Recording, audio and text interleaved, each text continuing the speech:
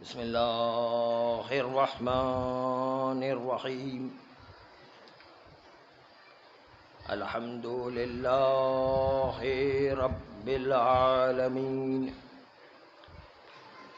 والصلاة والسلام علی اشرف الانبیاء والمرسلین وآلہ الطیبین الطاہرین المعصومین المنتجبین ولعنۃ اللہ علی اعدائہم اجمعین من الآن الی قیام یوم الدین بسم اللہ الرحمن الرحیم جاء الحق وزهق الباطل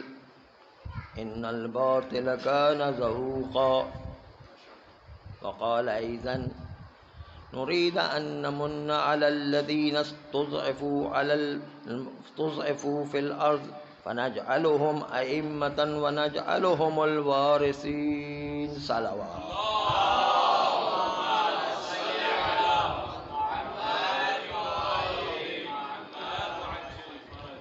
عزیزان محترم،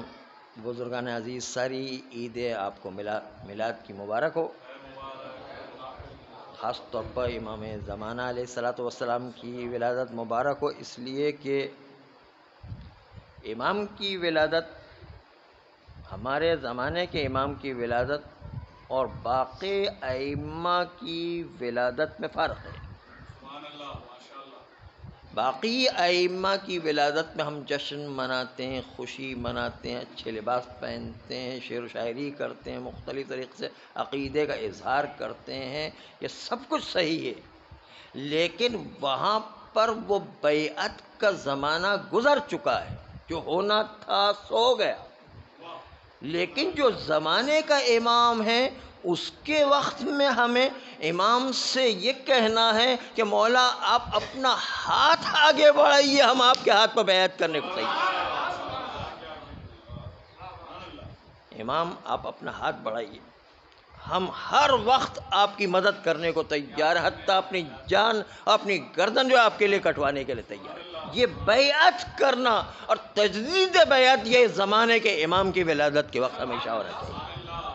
تو دونوں ولادتوں میں فرق ہے، وہ زمانہ گزر گیا، خوشی عقیدہ اپنی جگہ پر،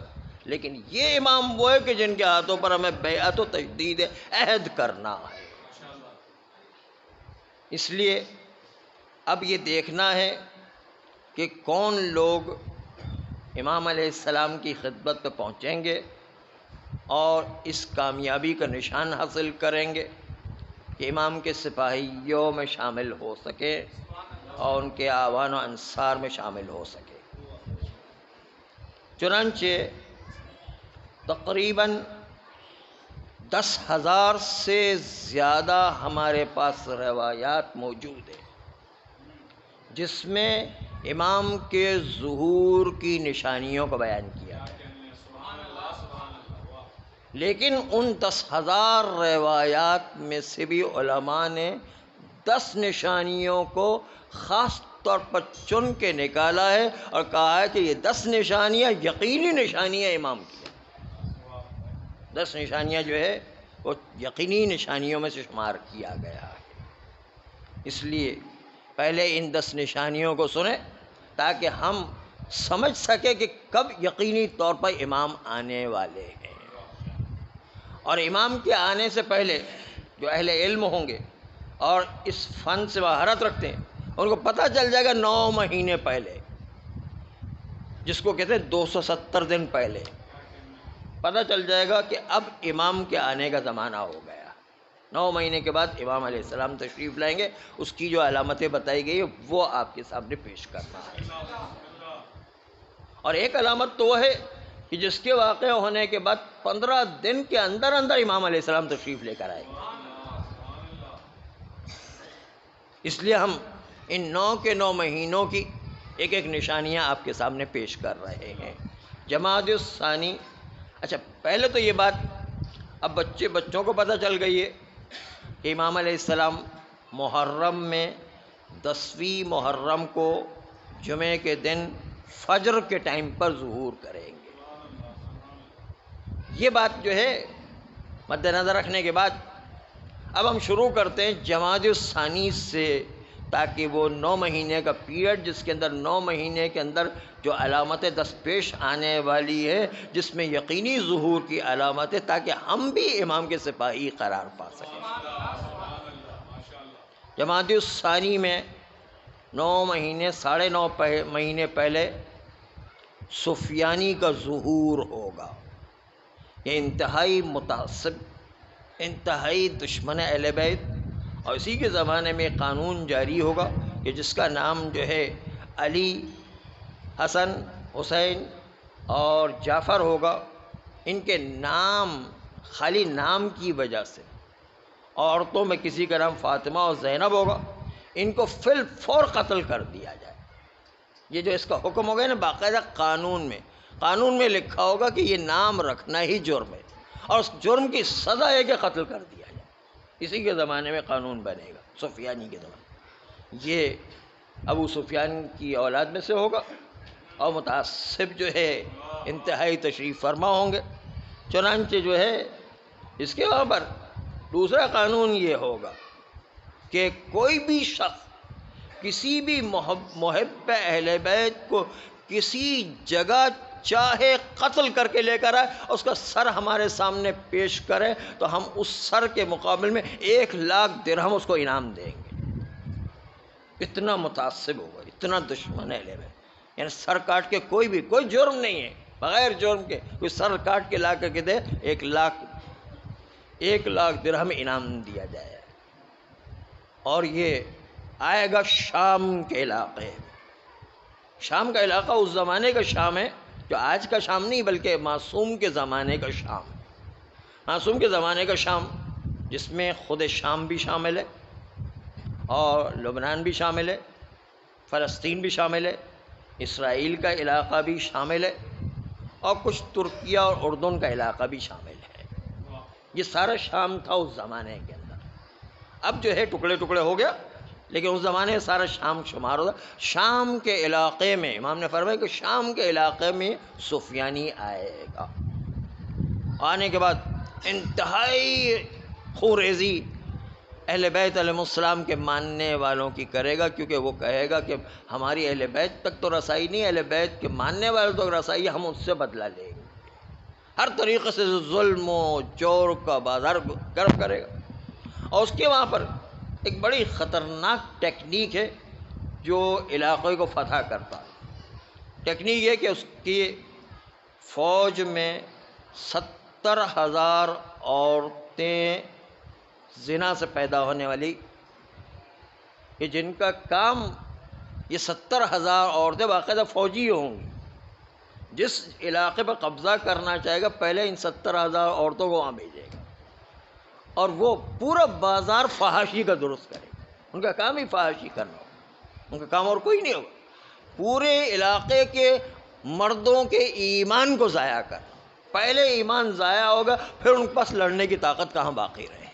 70,000 عورتیں سفیانی کے پاس ہوں، اس لیے وہ کتنا سخت زمانہ ہوگا کہ انسان اپنے آپ کو محفوظ رکھے۔ یعنی یہ سمجھ لے کہ آپ کے گھر کا دروازہ بجا کر کے آپ کو جو ہے سیکس اور جو ہے اس زنا کی دعوت دی جائے گی۔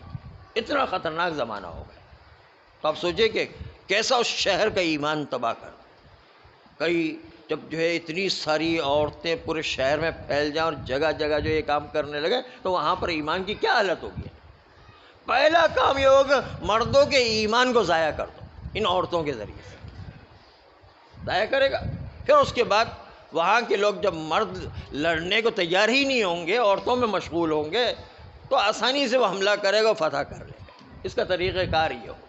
وہ علاقوں کو فتح کرنے کا ایک ایسا عجیب و غریب طریقہ رکھے گا،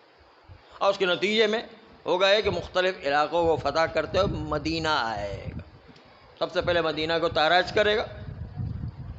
روضہ رسول کو گرائے گا، اور اس کے بعد مکہ کی طرف خانہ کعبہ کو گرانے کی طرف چلے گا۔ لیکن وہ جب آئے گا تو مدینہ کو ایسا تاراج کرے گا کہ بالکل پامال کر دینے کے بعد قتلوں کو، مردوں کو قتل کرنے کے بعد جس طرح یزیدی لشکر والوں نے جو حشر کیا تھا مدینہ کا، وہی حشر جو ہے یہ سفیانی بھی کرے گا، یعنی مردوں کو قتل کرے گا، بچوں کو غلام بنائے گا، اور عورتوں کو جو ہے اس کی عزتوں کو پامال کرے گا، اور گھوڑے گدھوں کو جو ہے بے احترامی کے ساتھ جو مسجدوں میں باندھ دیں گے۔ گھوڑے گدھے نا اس زمانے کے اندر جو بھی ہتھیار چلتے ہو، اور پھر جو ہے مکہ کی طرف حملہ کرنے کے لیے اپنی فوج بھیجے گا۔ یہ الگ بات ہے کہ اس کی فوج 9 مہینے سروکار رہے گی، 9 مہینے کے اندر جب مکہ کی طرف بھیجے گا تو اس کو سارا لشکر جو ہے زمین میں دھس جائے گا مکہ مدینہ کے درمیان، وہ ایک الگ بات ہے۔ وہ قدرتی طور پر اس کے اوپر آفت آئی، وہ ایک الگ بات ہے، ورنہ اس کی پلاننگ تو ایسی تھی کہ جس کا کوئی مقابلہ نہیں تھا، کیونکہ عورتیں جا کر کے جب مردوں کو فاسد کر دیں، کسی مرد میں لڑنے کی ہمت ہی نہیں ہے، تو وہ جو ہے فوج کا مقابلہ کیا کرے؟ یہ اس ٹیکنیک سے جو ہے علاقوں پر قبضہ کرے گا اور لوگوں کے ایمان کو چھینتا چلا جائے گا۔ چنانچہ 9 مہینے قبل، تقریباً 9 مہینے قبل، امام کے ظہور سے پہلے جمادی الثانی کے مہینے میں سفیانی ظاہر ہوگا اور یہ تباہی مچائے گا۔ جمادی الثانی کے بعد رجب کا مہینہ آئے گا، تو یہ سفیانی پہلی یقینی علامتوں میں سے ایک ہے، سفیانی کا ظہور 9 مہینے پہلے۔ دوسری یقینی نشانی یہ ہے کہ رجب کے مہینے میں اتنی شدید بارشیں ہوں گی، اتنی خوفناک بارشیں ہوں گی، اتنی پوری دنیا میں بارش ہوگی، اور ایسی خطرناک بارش ہوگی کہ سب ڈرنے لگ جائیں گے، اتنی خطرناک بارش ہوگی۔ آپ سوچیے کہ کیسی خطرناک بارش ہوگی کہ سب لوگ دنیا والے ڈر رہے ہوں گے، ایسی ہر جگہ بارش ہو رہی ہے۔ یہ رجب کی نشانی ہے کہ خطرناک ترین بارشیں پوری دنیا میں ہو رہی ہوں گی، اور اس سے ڈر و خوف ہر ایک کو پیدا ہو رہا ہوگا۔ پھر شعبان کا مہینہ آئے گا، وہاں پر بھی جو فلکیات کے 2 قانون ہیں، اس کے بالکل برخلاف 2 قانون توڑ کر ایک چیز واقع ہوگی، بلکہ 2 چیز واقع ہوگی۔ فلکیات کا قانون یہ ہے کہ سورج گرہن ہمیشہ اول ماہ میں یا آخر ماہ میں لگتا ہے، اور چاند گرہن درمیان میں لگتا ہے۔ لیکن وہ قانون ایسا ہے گا، قانون تو ایسا ہے، لیکن اس کے باوجود اس زمانے کے اندر ہوگا یہ، اس شعبان میں ہوگا یہ کہ بالکل الٹا ہو جائے گا، کہ سورج گرہن جو اول و آخر میں لگتا تھا، اس کے بعد چاند گرہن اول و آخر میں لگے گا، اور درمیان میں جو ہے وہ سورج گرہن لگے گا، بالکل الٹا ہو جائے گا، فلکیات کے اصول کے بالکل برخلاف۔ اور پھر اس کے بعد رمضان میں آپ نے سن رکھا ہوگا کہ 23 رمضان، یہ 23 رمضان کو یاد رکھیے گا، کیونکہ بعض لوگوں نے احتمال دیا کہ محرم میں امام کا ظہور نہیں ہوگا، 23 رمضان جب جو ہے شب قدر کی شب میں ہم اعمال سے فارغ ہو کر دن جو نکلے گا، فجر کے وقت امام کا ظہور ہوگا۔ یہ بھی کچھ ضعیف روایتوں میں یہ ہے، لیکن زیادہ تر محرم کی روایت ہے۔ چنانچہ جو ہے یہ جو 23 رمضان ہوگی، اعمال کرنے کے بعد روایتوں میں بڑی تاکید ہے کہ آپ اپنے دروازے بند کر کے رکھیے گا، یہاں تک کہ کوئی ہوا تو کیا، کوئی جو چھوٹی سی گیس بھی نہ آئے، اس طریقے سے اس کو بند کر کے رکھیے گا۔ ممکن ہے گیس بام پھینکا گیا ہو جس کے نتیجے میں تباہی مچے، کا انتہائی پوری دنیا کے اندر دھماکے ہوں گے، اور جو ہے چیخ کی آواز آئے گی، ایسی چیخ کی آواز ہوگی کہ لوگوں کے کان پھٹ جائیں گے، لوگوں کے دل پھٹ جائیں گے، لوگوں کے حمل گر جائیں گے، اور جو ہے ایسی کیفیت ہوگی کہ اس دھماکے کے نتیجے، اس چیخ کے نتیجے میں، اس بلا کے نتیجے کے اندر حالت یہ ہوگی کہ لوگ جو ہے ان سے کہا گیا کہ آپ لوگ کانوں کو بند کر کے، ہمیں جو کہ ہدایت کی گئی کانوں کو بند کر کے اس طرح لیٹ جائیے گا جس طرح سول ڈیفنس میں انسان کو بمباری کے وقت لٹا دیا جاتا ہے، اس طرح کانوں کو بند کر کے لیٹ جائیے گا، دروازے سارے بند کر کے رکھیے گا، کیونکہ اس وقت جو ہے ایک ایسے دھماکے کی آواز ہوگی، ایسی چیخ کی آواز ہوگی کہ لوگوں کے کان پھٹ جائیں گے، اس کے دل پھٹ جائیں گے، حمل جو گر جائیں گے، ایسی خطرناک قسم کی آواز آئے گی 23 رمضان۔ یہ ماہ رمضان کی علامت تھی۔ اس کے بعد شوال کا مہینہ آئے گا، پھر جو ہے فلکیات کے دو قانون بہت ہی عجیب تبدیل ہو جائیں گے۔ سورج مشرق سے نکلتا ہے، مغرب میں غروب ہوتا ہے، لیکن پہلی نشانی یہ ہوگی کہ سورج چلتے چلتے رک جائے گا، وہ دن ہی دن رہے گا، لوگوں کو پتہ ہی نہیں چلے گا ظہر اور عصر کب ہوئی ہے نا، وہ سورج جب رک جائے گا تو اس کے نتیجے کے اندر بالکل دن ہی دن رہے گا اور دن ڈھلنے کا نام ہی نہیں لے گا، لیکن وہ رک نہیں گیا ہوگا بلکہ بہت سلو ہو گیا ہوگا، بہت آہستہ چل رہا ہوگا، اس کے نتیجے دن بہت بڑا ہو جائے گا۔ پہلی علامت تو یہ کہ ہم کو ایسا لگے گا کہ سورج چلتے چلتے جو رک گیا اپنی جگہ، وہ آگے ہی نہیں بڑھ رہا ہے نا، زہر سے عصر ہو جائے گی ہمیں اسی جگہ پر نظر آئے گا، کوئی فرق ہی نہیں پڑے گا، چلتے چلتے رک جائے گا۔ دوسری علامت جو ہے ماہ شوال میں یہ ہوگی کہ سورج مشرق سے نکلتا ہے، مغرب میں غروب ہوتا ہے، تو یہ الٹا ہوگا، یعنی جب سورج مغرب سے نکلے گا مشرق میں غروب کرے گا۔ یہ اسی وقت ہو سکتا ہے کہ دنیا الٹی چلنے لگے، یعنی جس طرح چل رہی ہے اس کے بعد الٹی چلنے لگے، تو جو ہے مشرق سے نکلنے کے بعد مغرب سے سورج نکلے گا، مشرق میں غروب ہوگا، بالکل الٹا سسٹم بن جائے گا، فلکیات کے دو اصول جو ہے وہ ٹوٹ جائیں گے وہاں پر۔ اور پھر شوال کے بعد ذیقعد آئے گا، تو ذیقعد کے اندر بہت بڑی تاکید کی گئی ہے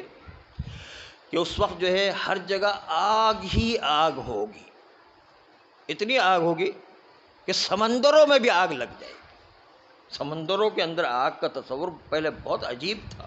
لیکن جب سے سمندروں کے اندر پیٹرول دریافت ہوا ہے، اور کبھی کبھی وہ پیٹرول کے اندر جو ہے دھماکے ہو جایا کرتے ہیں، کبھی کبھی ان کنوؤں کے اندر جو دھماکے ہو تو سمندر سے بھی آگ نکلتے ہوئے نظر آتی، تو پہلے سے پیشین گوئی کی گئی ہے کہ اس وقت جو ہے آگ ہی آگ ہوگی، سمندروں سے بھی آگ نکل رہی ہوگی، پانی کے اندر سے آگ، اور مشرق میں بھی آگ، مغرب میں بھی آگ، اور اس کے درمیان بھی آگ، سب جگہ آگ ہی آگ، بہت تیز آگ پھیلی ہوگی۔ امام سے پوچھا گیا اس آگ سے مراد کیا ہے؟ کہا جنگ عظیم چھڑ جائے گی، ہر جگہ پر آگ ہی آگ ہوگی، ایسی جنگ عظیم چھڑے گی کہ جس کے نتیجے میں امام فرمایا موتتان، دو موتیں پیش آئیں گی، موت الاحمر و موت الابیض، ایک سرخ موت ہوگی، دوسری سفید موت ہوگی۔ سرخ موت کے بارے میں پوچھا امام سے، تو کہا سرخ موت سے مراد جنگ میں اتنے زیادہ لوگ مارے جائیں گے، اتنے زیادہ لوگ کہ ایک تہائی آبادی تقریباً مر جائے گی، خون بہے گا، اتنا خون بہے گا کہ ایک تہائی آبادی ختم ہو جائے گی۔ اور پھر چونکہ اس زمانے کے اندر کیمیکل ہتھیار اور ساتھ ساتھ جراثیمی ہتھیار استعمال کیے جائیں گے، جس کے نتیجے کے اندر اتنی بیماریاں پھیلیں گی، اتنی بیماریاں پھیلیں گی کہ پورے شہر جو مر جائیں گے خالی بیماریوں میں۔ اور قحط، جب ظاہر ہے کیمیکل بام استعمال کیا گیا اور یہ جراثیم والا بام استعمال کیا گیا، تو اس کے نتیجے کے اندر زمین غلہ اگانا چھوڑ دے گی، غلہ جو ہے اگنا بند ہو جائے گا، جب کھانا ہی نہیں ہوگا تو لوگ بھوک کی وجہ سے مریں گے۔ ایک تو یہ کہ اتنی ساری بیماریاں نکل آئیں گی اس کیمیکل بام کی وجہ سے، اس جراثیم بام کی وجہ سے، کہ جس کی نتیجہ شہروں کے شہر الٹ جائیں گے، اور ساتھ ساتھ قحط سالی اتنی زیادہ بڑھے گی کہ بھوک مرا، ہر جگہ بھوک مرا ہی مرا ہو، کفن ہی کفن نظر آ رہے ہوں گے، سفید سفید کفن، تو اس کا نام رکھا ہے موت الابیض، سفید موت آئے گی، سب جو ہے ہر جگہ کفن ہی کفن نظر آئے ہوگے، بیماریوں کی وجہ سے، قحط کی وجہ سے، جراثیم کی بیماری کی وجہ سے، کیمیکل بام کی وجہ سے، لوگ جو گیس کی وجہ سے مر رہے ہوں اتنے زیادہ، وہ بھی ایک تہائی آبادی ختم ہو جائے گی۔ تو ہر جگہ آگ ہی آگ لگی ہوگی، اور یہ آگ ہی آگ جو لگی ہوگی ذی القعدہ کے مہینے میں ہوگی، اور ذی الحجہ کا جو مہینہ آئے گا تو اس میں شروع میں تو جو بیماریاں پھیلی، قحط پھیلا، اسی کا اثر جو ہے ظاہر ہو رہا ہوگا، لیکن آخر ذی الحجہ میں غالباً 25 سے لے کر 30 ذی الحجہ کے درمیان ایک مرتبہ بہت عجیب واقعہ ہوگا، جس عجیب واقعے کی وجہ سے ایک مرتبہ ہوگا یہ کہ اس واقعے کے نتیجے کے اندر بہت زیادہ جو ہے ایسا واقعہ ہوگا کہ جس کے 15 دن کے اندر اندر امام علیہ الصلوۃ والسلام کا ظہور ہونے کا امکان ہے، 15 دن کے اندر اندر۔ اور واقعہ ہوگا وہ کہ جس میں نفس زکیہ کی شہادت ہے۔ نفس زکیہ خود نام نہیں ہے بلکہ ایک ٹائٹل اور لقب ہے، جس میں نفس کا مطلب جان، شخص، ایک شخص جو ہے زکیہ نے انتہائی پرہیزگار اور متقی، وہ شخص شہید ہوگا، اور وہ بھی جس مکہ میں درخت کی پتی توڑنا بھی حرام ہے، اس شخص کو شہید کیا جائے گا خانہ کعبہ کے سامنے، اور خانہ کعبہ کے سامنے بھی رکن اور مقام ابراہیم کے درمیان، یعنی حجر اسود اور مقام ابراہیم کے درمیان اس کو شہید کیا جائے گا۔ اس مظلوم کی شہادت کیوں واقع ہوگی؟ اس لیے کہ یہ محب اہل بیت ہوگا، صرف اس جرم میں کہ محب اہل بیت ہے، اس کی شہادت خود خانہ کعبہ کے سامنے واقع ہو جائے گی۔ یہ صرف محب اہل بیت نہیں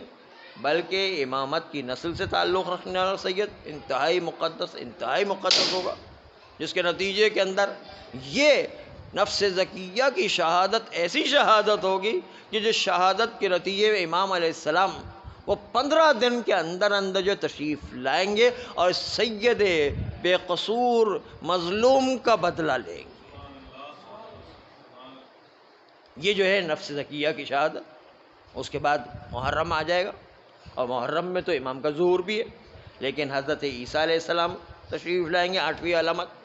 اور پھر امام علیہ السلام کا ظہور ہوگا۔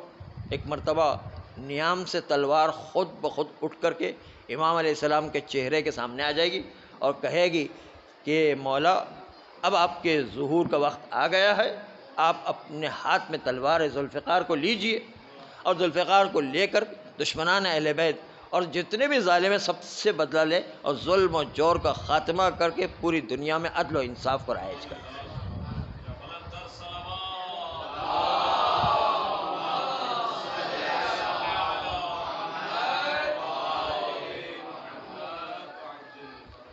یہ جو ہے انجام دیں گے۔ دوسرے ہاتھ میں امام کی وہ لواء حمد پرچم ہوگا، اس پرچم کو امام علیہ السلام نے اٹھایا ہوگا، یہ علامت ہوگی۔ امام علیہ السلام وہی پرچم جو مولا علی کا پرچم تھا، حضرت عباس کا پرچم تھا، جو مولا علی جو ہے جنت میں بھی لہرائیں گے، وہ والا پرچم امام زمانہ علیہ السلام کے ہاتھ میں ہوگا۔ ایک درود بھیج دیں محمد علیہ۔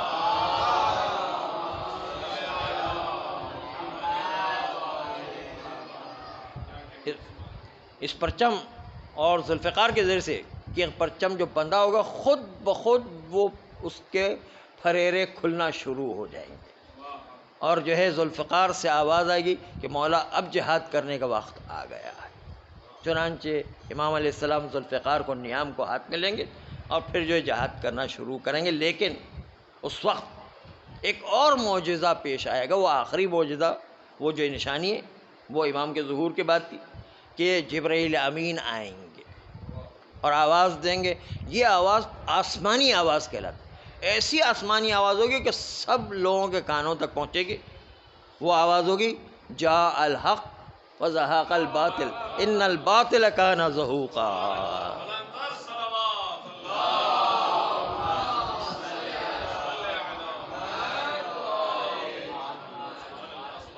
اے لوگو، آپ کے امام نے، آخری حجت خدا نے، آخری ولی خدا نے ظہور فرمایا، آپ سب امام کی مدد کے لیے خانہ کعبہ کے سامنے مکہ پہنچے اور جلد از جلد پہنچ کر امام کی مدد میں تشریف لے کر آئے۔ یہ جو ہے مومنین کو دعوت دی جائے گی، جبرائیل امین کی آواز ساری دنیا میں گونجے گی، چاہے وہ نیو یارک اور لندن کا رہنے والا ہو، چاہے وہ افریقہ کے جنگلوں میں رہنے والا ہو، چاہے وہ ہمالیہ کی پہاڑیوں پر رہنے والا ہو، چاہے گھر میں بیٹھنے والی باقرہ لڑکیاں ہوں، سب کے کان میں یہ آواز پہنچے گی اور سب سمجھ جائیں گے کہ امام کا ظہور ہو گیا ہے۔ اس کے بعد امام کا ظہور ہوگا، جب جو ہے یہ آواز آئے گی تو اس وقت جو ہے تمام دنیا کے لوگوں کے 3 گروہ بن جائیں گے، 3 گروہ بن جائیں گے۔ پہلا گروہ وہ ہوگا کہ جس کی اکثریت بھی ہوگی، اس آواز کو سن کر کے ایک مرتبہ ہنسی مذاق کریں گے اور کہیں بھائی ایسے تو جھوٹے بہت ہم نے دیکھے، ہاں وہ کہیں ایسے تو جھوٹے ہم نے بہت دیکھے، ایسی آوازیں تو بہت آتی تھی۔ آج کل ٹیکنالوجی کا دور ہے، اور جو ہے وہ ٹال مٹول کر کے بات کو چھوڑ دیں گے، اور جو ہے اس میں زیادہ تر کافر، مشرک، منافق، دشمن اہل بیت، اور وہ جو دین سے وابستہ نہیں تھے، یہی لوگ اس آواز کو سن کر کے مذاق اڑائیں گے اور ٹال مٹول کریں گے۔ کوئی جو ہے ناسمجھی کے نتیجے میں کچھ الٹا سیدھا بولے گا بھی اور کہے گا ایسی جو ہم نے بہت ساری آوازیں سنی ہیں، ایسے جھوٹے لوگ تو بہت آتے رہتے ہیں۔ اور پہلا گروہ یہ ہو جائے گا۔ دوسرا گروہ وہ ہوگا جو بالکل خالص مومنین کا گروہ ہوگا۔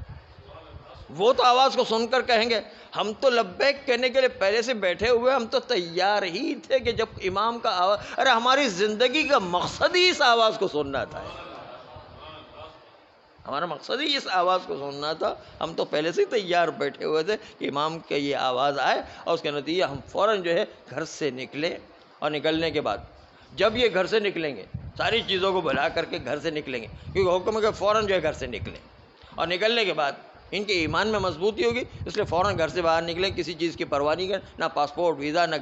گھر کے مسائل کسی کو نہیں دیکھیں گے، وہ نکلیں گے امام کے آواز پر لبیک کہتے ہوئے۔ جیسے ہی نکلیں گے اور دہب الارض ہوگا، اور اس کے نتیجے کے اندر زمین سکڑ جائے گی، 1 قدم 2 قدم اٹھائیں گے، سمجھیں گے اپنے آپ کو جو ہے فوراً خانہ کعبہ کے سامنے دیکھیں گے، اور دیکھیں گے کہ امام علیہ السلام نے ہاتھ پھیلایا ہوا ہے اور سب سے اپنی بیعت لے رہے ہیں، سب سے اپنی بیعت لے رہے ہیں۔ بیعت میں کہیں گے ارے ہم نے تو امام کی آواز تو فوراً لبیک کہہ کر جو ہے چلنا شروع کر دیا تھا، ہم سے پہلے کون لوگ پہنچ گئے یہاں پر؟ دیکھیں گے ہاں ان سے پہلے جو ہے 4 فرشتے امام کے ہاتھ پر بیعت کریں گے، جبرائیل و میکائیل و اسرافیل و ملک الموت، یہ 4 فرشتے سب سے پہلے جو ہے امام کے ہاتھ پر بیعت کریں گے۔ پھر اس کے بعد 3 نبی آئیں گے، الیاس و خضر و ادریس، یہ 3 جو ہے پیغمبر اس وقت زندہ ہو گئے دنیا میں، یہ 3 پیغمبر بھی امام علیہ السلام کے ہاتھ میں بیعت کریں گے، اور حضرت عیسیٰ علیہ السلام کا پہلے ہی ظہور ہو چکا ہوگا اور امام کے پیچھے پہلے ہی نماز جماعت پڑھ رہے ہو۔ 4 فرشتے، 4 نبی۔ اس کے بعد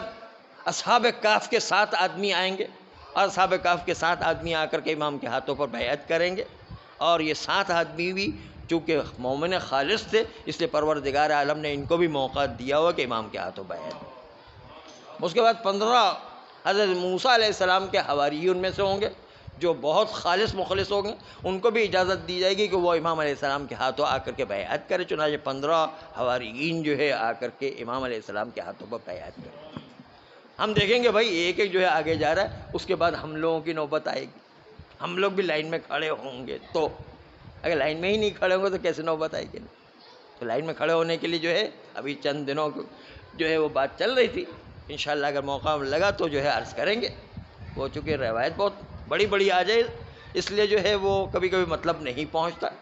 خیر، تو